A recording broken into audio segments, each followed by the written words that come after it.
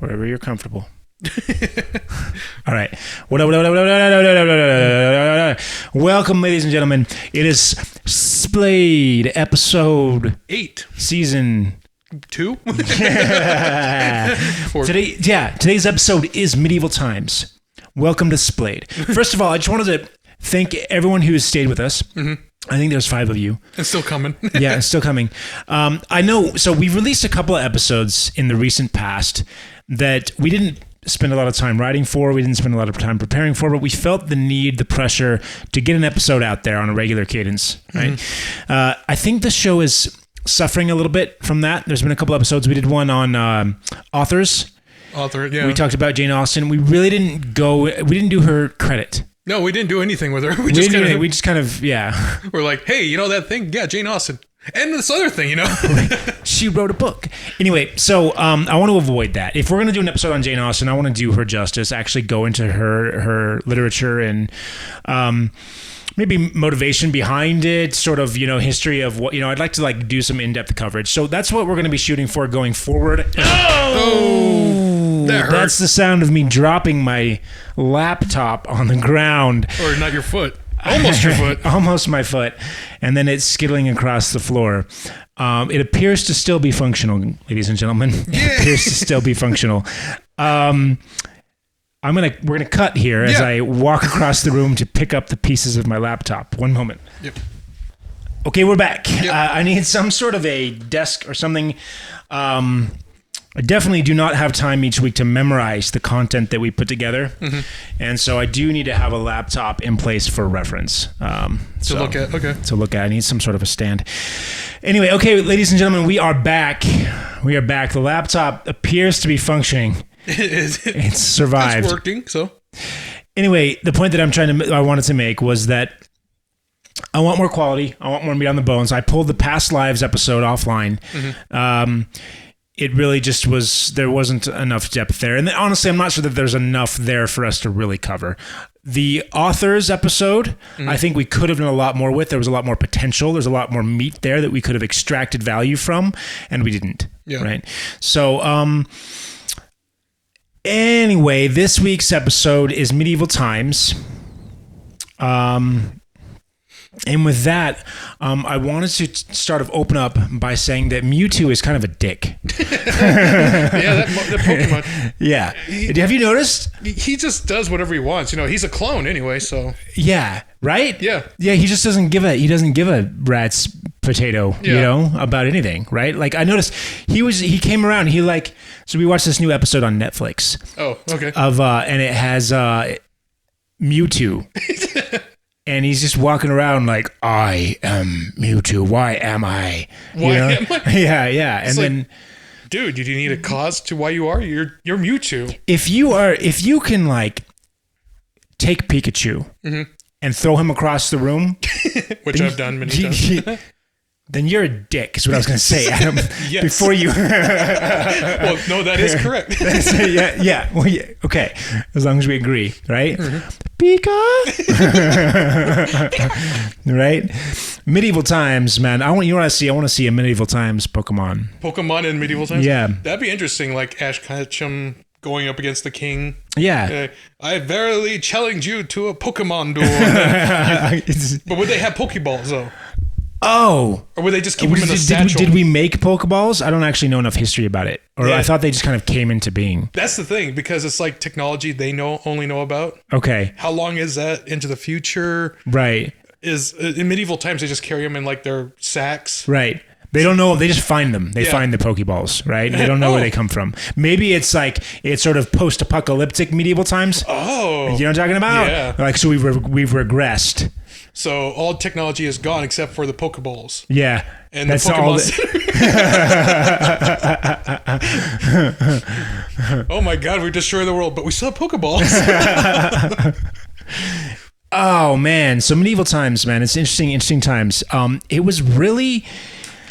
Oh man.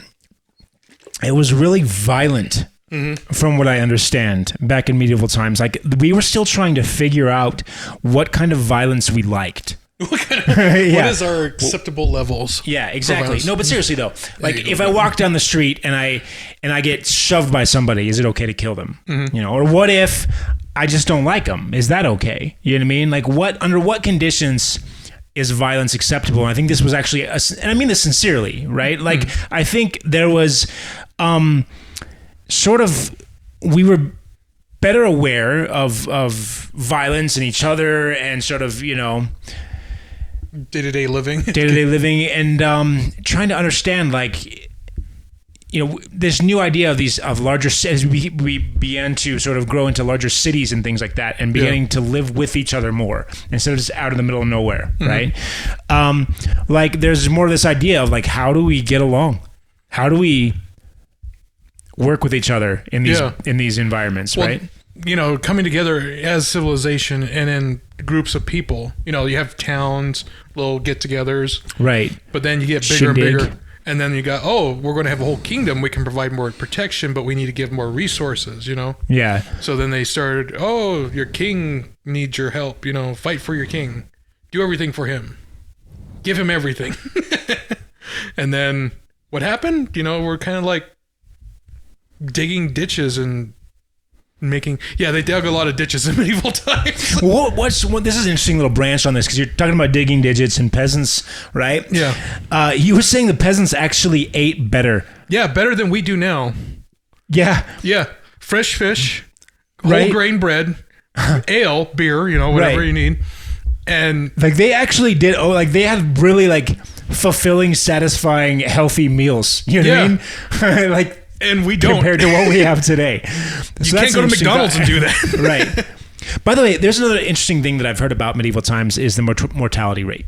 Right. So mortality rate is supposedly really low, which gives you the false impression that people were dying really young. And I guess on the whole, it was more like the average was weighed down because of extremes. Yes. But the median was not necessarily different, meaning that there were still a lot of people living into their 80s and 90s back in medieval times. That's the thing, because you get most of your information from history, which is like the medieval times of like modern news. Right. So like all they knew Yeah. about was like viruses and death, and it's like, oh my god, the world's coming to an end. Plague. So that's what the we Black learned. Plague has claimed 3 more lives today in God. in Perth. Right? Yeah. And they're like, oh my god. So we read that nowadays. So Yeah. like it's like the future version, or way in the future, aliens find our civilization. They're like, my god, they were dying left and right. Right, Look at yeah, look at this. They were just hemorrhaging lives. You know? So many dead. But it's just because that's all that you see in the news, right? And Exactly. That's probably true. A little bit of history is sort of like all that you get is sort of the catastrophic. You don't get the day-to-day stuff, you know, the shindigs. You So know, you had like a medieval version of what's that guy's name? The conspiracy theorist guy. yeah. Oh, yeah. Alex Jones, yes. Yeah. It's like the medieval Alex Jones. We're all going to go, ye all going to go find yourself now, and we're going to get the Black Plague, and you're going to find it, and they're turning the freaking frogs. Yeah. By the way, I'm selling 3 bottles. I got 3 models Snake of magic venom. potion. Yeah. Magic potions. Yeah, I got 3 magic potions on sale. I drink this stuff every day. Yeah, see, and now it doesn't hurt me, and he dies the next day. Yeah. He was a town crier. That's what he was. Yeah. The Alex Jones medieval version. Ye all gonna get. Dude, yeah. So interesting. That's interesting. Now, mortality rate for the problem is that most people died in infancy or young childhood, right? And so that was what brung it down. Like, if you survived that, then you had a pretty good shot. In fact, you probably had a lower risk of, like you were saying, if you're eating fish and whole grain bread, and working all day, you probably had a significantly lower risk of like heart disease and some of the other things that are killing us now. You know? I mean, I guess the other thing, the risk is other people. The only thing is, I think violence was a big thing. You know, you had people, just I don't know. That's the one thing that I've looked for that they've said, violence was prevalent, but you don't. Prevalent, yeah. It's mostly talking about like the Black Death, or they're being worked to death, or something else. Something history is always going to fall back on. But then you're like, what were the actual statistics for people being murdered? That's true. Yeah. Yeah, you know what I mean? We don't know. I guess actual statistics. So it's kind of all, again, you're right. It's kind of recycling here. It's a little bit back to, selection bias or whatever. It's the news is covering the most extreme of events. Yeah, well, that's history for you. So living in medieval times, though, I mean, let's say you make it past birth. Right. And you're born into peasantry. So you're a laborer. Okay. You're out in the fields, you're growing wheat, you're getting good, healthy meals, every morning. But then, let's say something comes along, like the king comes along and says, hey, I need to tax you guys a little bit more. Okay. So he's like, give me more bread. I want 5 breads. Yeah, 5 of your breads and 8 of your fish. Yeah. And that leaves you with half a fish yeah. and 3 mugs of ale. Right. So you're like, but you crap. hidden away. Yeah, but you got a family of 8. Right. And he's like, just do more work. Yeah. So that's another thing that could cause more mortality rates. Right. So overtaxation, something like that, or abuse by the higher class. So that's one thing that we have to deal. I was just watching the movie Equilibrium the other night. You know what I mean? And a little older movie, but an interesting movie. And it's sort of like 1984 in sort of esque. You know what I mean? Tyrant. North Korea type of information control, right? Thought control, where right? everyone has to adhere to the code. Right. And I think what you touched on there with medieval times, it was it's very easy to do that, right? When when you're the lord of the land, and you've got peasants who literally there's no internet. Oh yeah. Right, there's no everything is word of mouth. But there is gossip. I was going to say there's tons of gossip. Yeah. So you can't stop that. Right, but you can seed it. You know what I mean? You feel it. Yeah. I think that's really you have the ability to control opinion significantly, especially through the church, right? Through religion. You know what I mean? Because you have one channel from God to the people. Yeah. Right, and that channel, if you control that channel, right. Which most likely they did. So right. Yeah, that's interesting. So you can you can really suppress, you can talk them into that. You can say, look, you don't have access to the numbers, you don't have access to the papers, right? This was an interesting thing. We have an HOA out in California. The HOAs out there are nuts. Oh yeah, they're just ridiculous. It's to be honest, I think it borders on corruption, and by borders on I mean it's like deeply corrupt. Would you liken it to a dictatorship or monarchy? Maybe, but it's a lot like what you talked about in terms of they don't let you get access to the books. True. You know what I mean? Yeah. They you know what I mean? So the thing is they'll charge you and they'll say we have these expenses that we need to cover, and a lot of it's forward looking too. They're like we need to be able to be prepared for future expenses up through X year or whatever. Yeah. Right. And then they'll quote you numbers, but they don't give you exacts on what things are really costing. So there can be a lot of fluff in there. And then the thing is you can't get out of it. It's impossible to switch your HOA. You know what I mean? Yeah. Well, they own the whole area, right? Yeah. So. Yeah, well, the thing is, they make backdoor. So it's all the HOA meets with the builder, who meets with the city.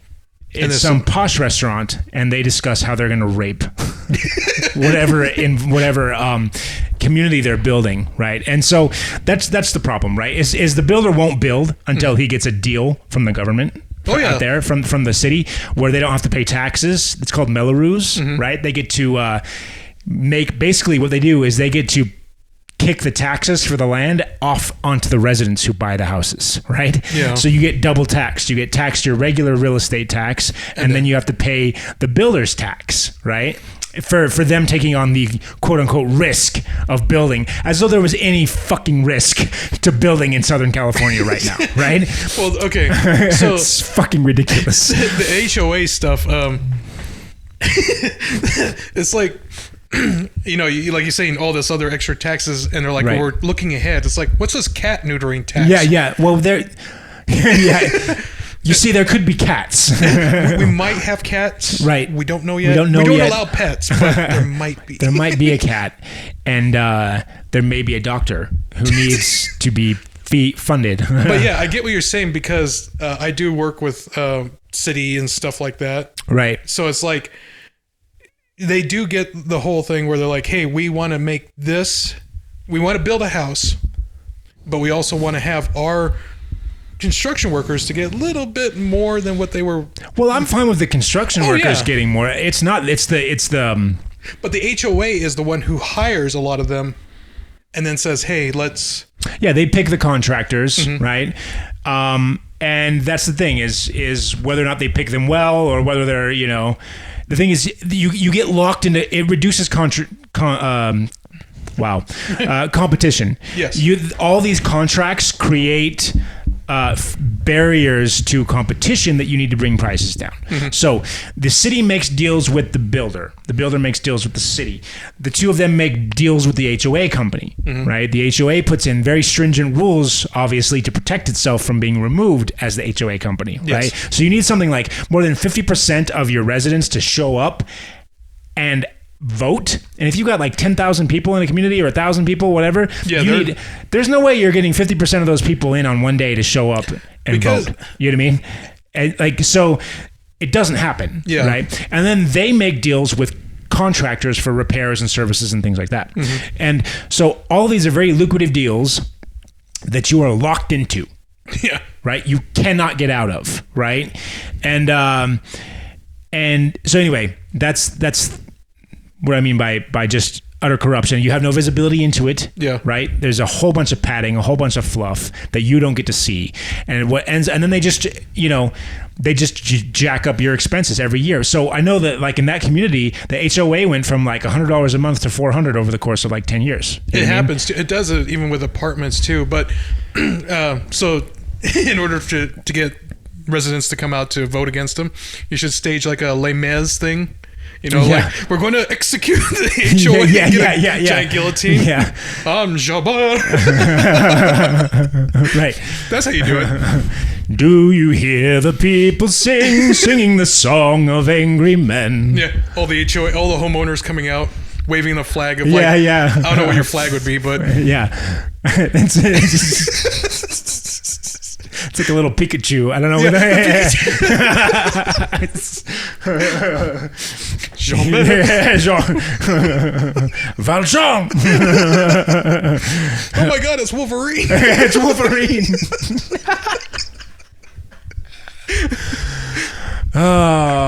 That's what we need to do. Revolt against HOAs. You know who I feel, but it's Gerard. Gerard, he was in that movie remake of the movie rendition, right? The recent one. Oh yes. Is it Gerard Butler? Butler, yeah, and he played Javert. Javert. I'm sorry, man. He was so flat. Yeah. He can't. No. How did he get the part? You know what I mean? Well, he's famous, Yeah. I mean, I like him as an actor. You can't deny he's a good actor, but he's not a good singer. No. So that's fine, but don't give him that part. No. You know what I mean? Why did he get that part? Or dub him, Yeah, or whatever. Do what you have to do. Digitize his voice if you have to.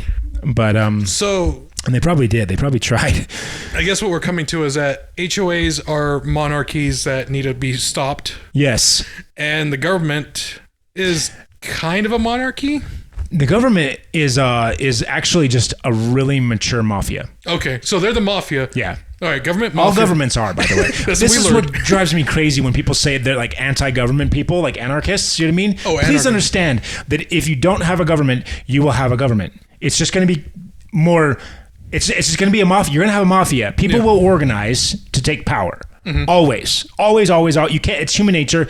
If you don't have a greater power, then power will step in to reclaim it. Right? Yeah. I think what people are saying when they say they don't want a government is they want their government. They want to be in power. Well, of course. They want to be in control. Everyone wants to have their own thing, but then you get the people, like you said, people who don't show up to vote or do anything else. Right. They just don't care. Yeah. That's the thing. It's how do you care? If you're a peasant digging ditches from the morning you wake up till when you go night at bed, you know what I mean? And you're starving, you know what I mean? Because they're taking, 6.5 of your 7 fish, you know what I mean? Then what do? Right? Like you can't, you're trying to stay alive. You're focused on today. Well, then there's the people who do have enough that they just don't care, So the guy down the street, he's got like tons of fish. He doesn't care. It's like 8. That's good enough. I don't care what else I get. Yeah, he's throwing fish out the window. Yeah, they're rotting in the backyard. So he's like, I'm good with what you want. Yeah. So then, Wait, it's like, I don't know what we're talking about right now, though. I'm going to be honest. I completely lost. So there's a guy who has 8 fish. He's down the street. down the street. So the We'll call one him Billy peasant Bob. who's being overtaxed and he can't handle it, right? What? The one guy, the first Yeah. peasant, he's like, this is too much. I can't handle it. I want to revolt. And the other guy down the street is like, nah, I'm good. Yeah. So- I'm good. So neither of them show up. Yeah, they're split 50-50, right?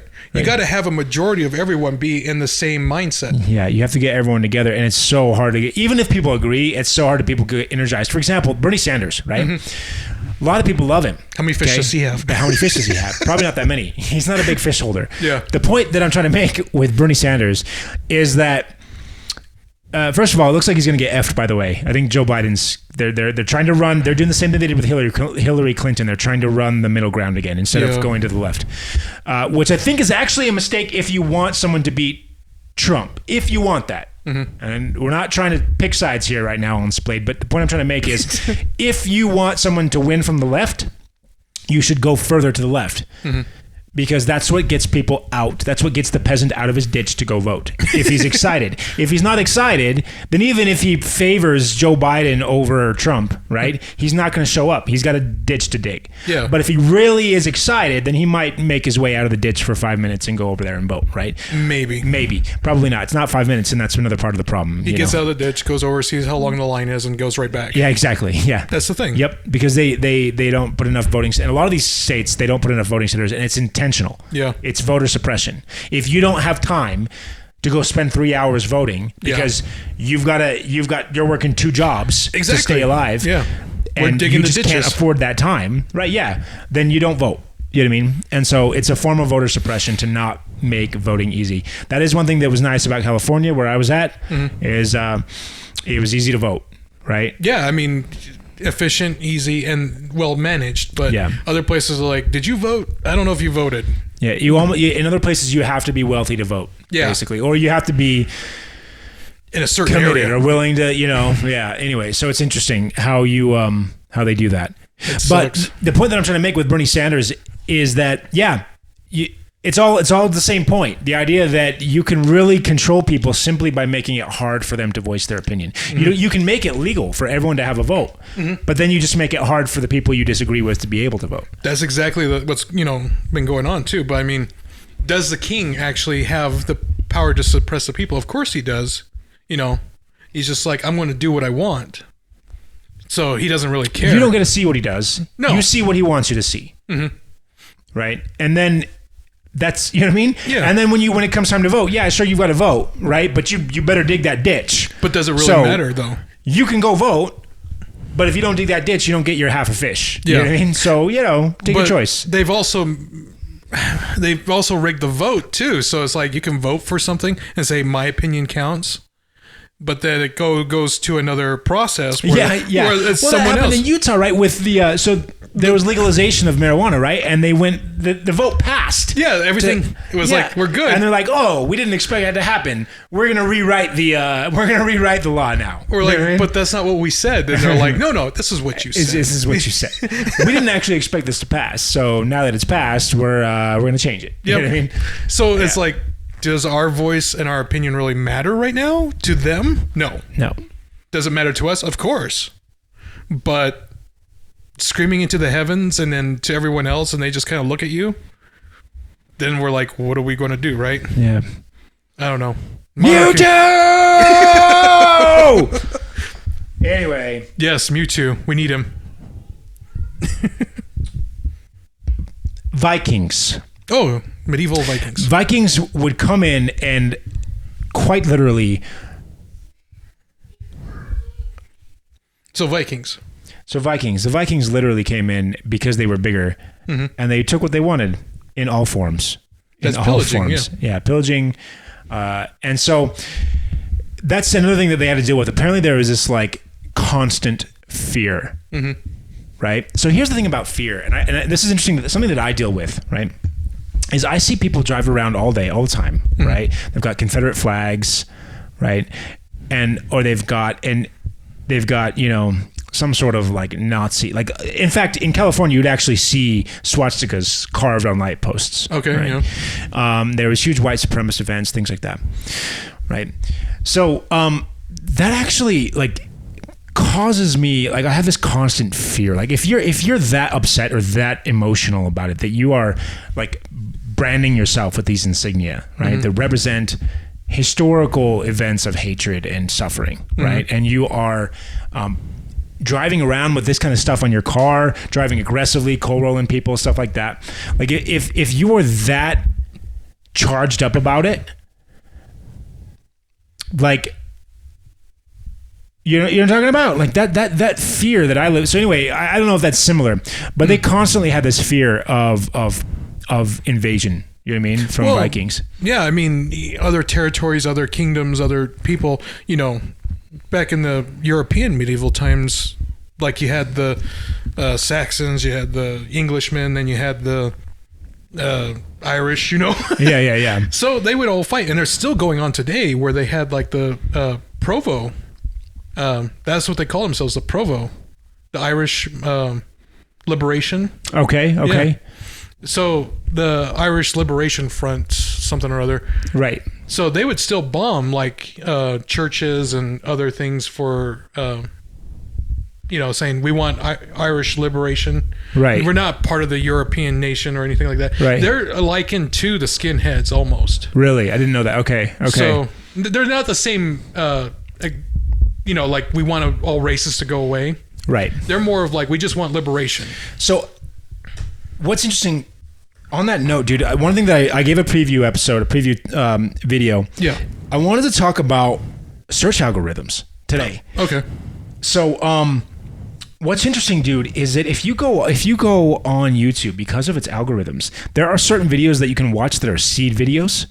They not intentionally. The person posting the video may not intend for it to be a seed video, but because of certain keywords or flags in the video. Oh yeah. They were saying like, what was shoot.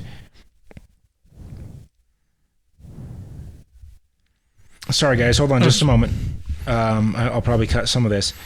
Okay, so for example, there was a PBS clip. PBS is about as anti-fascist, and I don't mean Antifa, right? But I just mean that they're about as far from a conservative bent, right? Yeah. As you can be, and they had this PBS clip about the 116th United States Congress, just a historical video, and you watch that video, and they were saying, I can't remember, it was 9 clicks of like suggested videos before you ended up in an anti-immigration, like fascist video, right? Extremist video. And so, and that stuff gets really violent and aggressive and hateful, right? Like just dehumanizing people of other races very quickly. You know what I mean? And a lot of violence in those videos. And it doesn't take long. You know what I mean? For you to go from one video just on autoplay or next up, right? Or suggested video to where you get to something very, very dark. You know what I mean? And so it's interesting what these algorithms are doing is they're so good at targeting you for what they think you want. But the problem is they can lead people who are maybe not necessarily even looking for that down to being exposed to these ideas and these ideologies, right? Which are very they're not positive. No. What I mean? And you know what I mean? And on the one hand, it's like you want to promote free speech, but on the other hand, when you control what people see, which is what you're doing with this. Yeah, with this. It's not truly free speech because what ends up is you end up getting immersed in just that one opinion. And it sort of sucks you back in like a magnet. You have to actually spend a lot of time clicking on contrarian videos before it starts sending you viewpoints from the other side.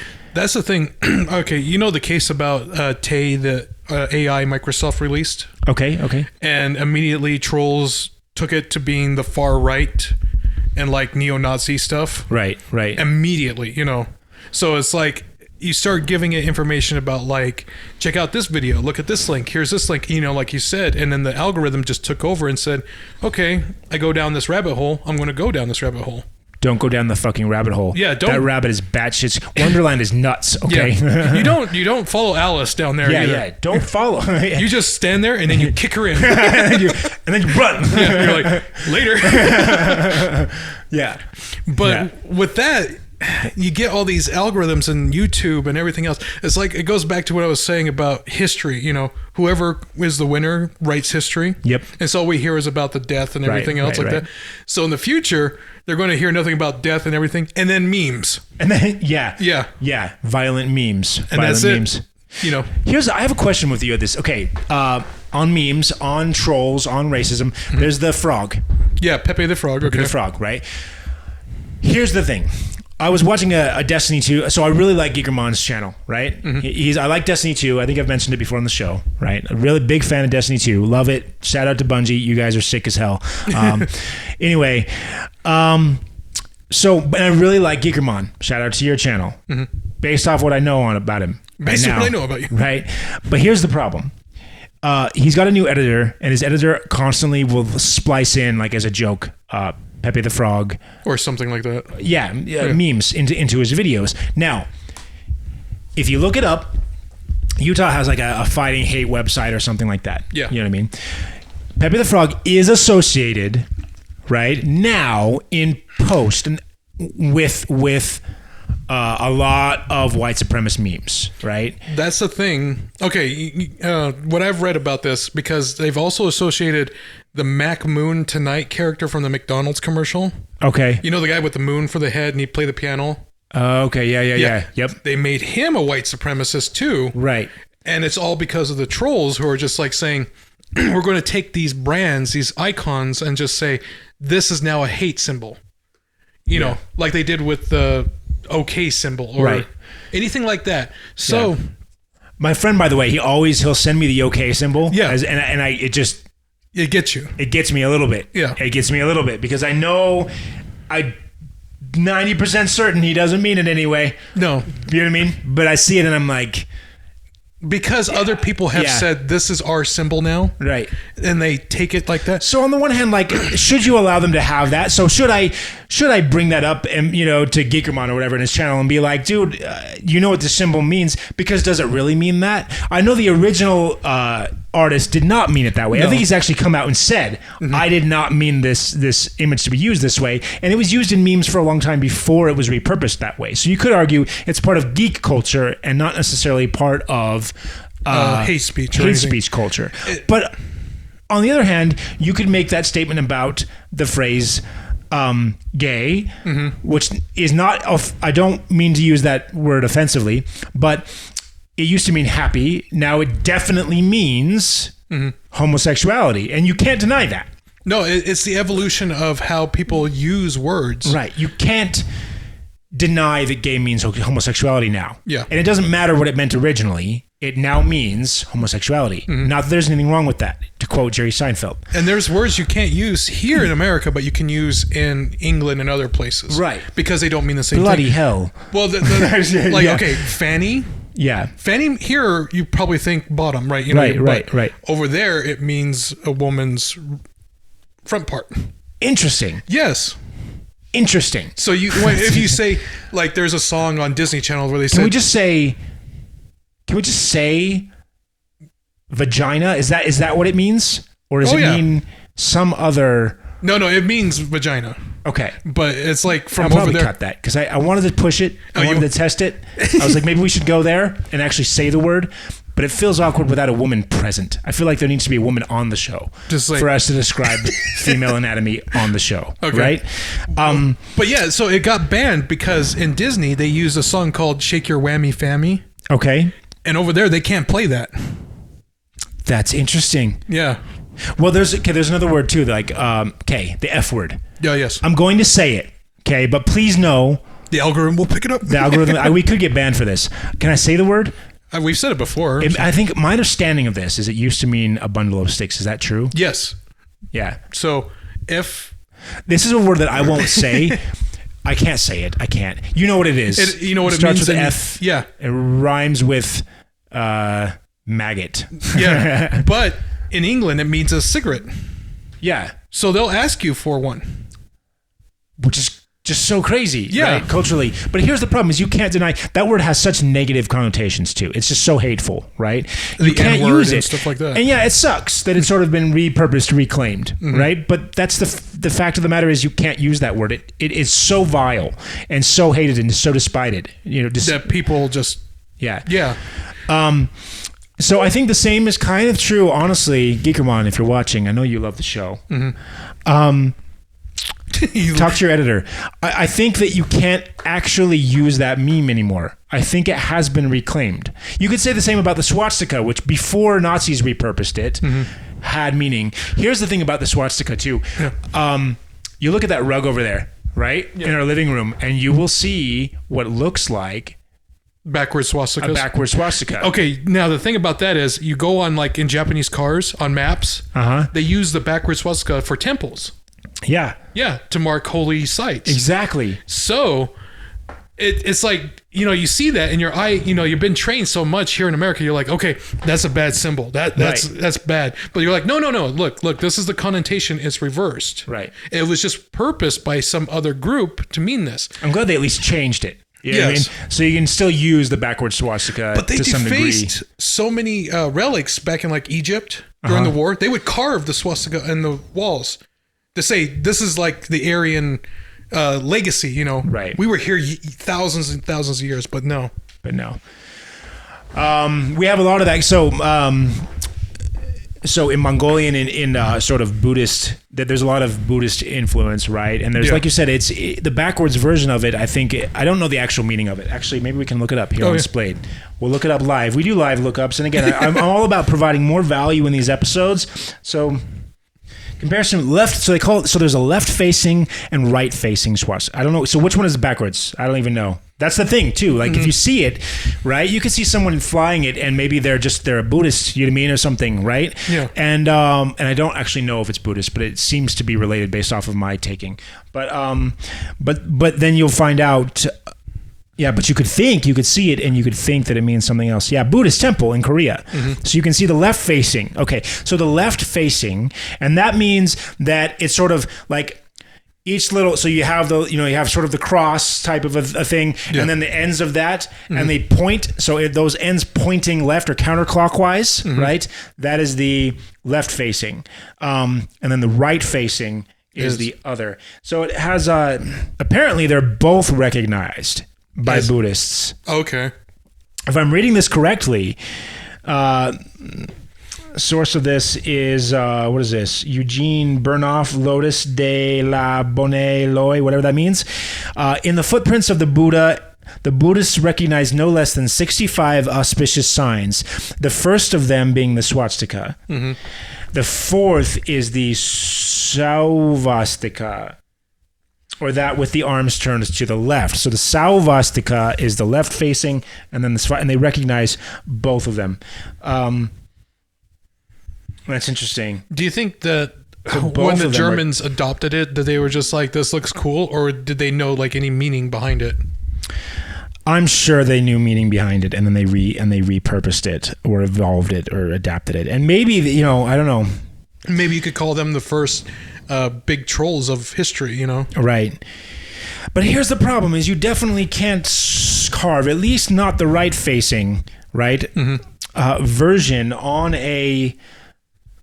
on something, or post a meme with it, and you have to realize what the hatred that now means. So people talk about the Confederate flag.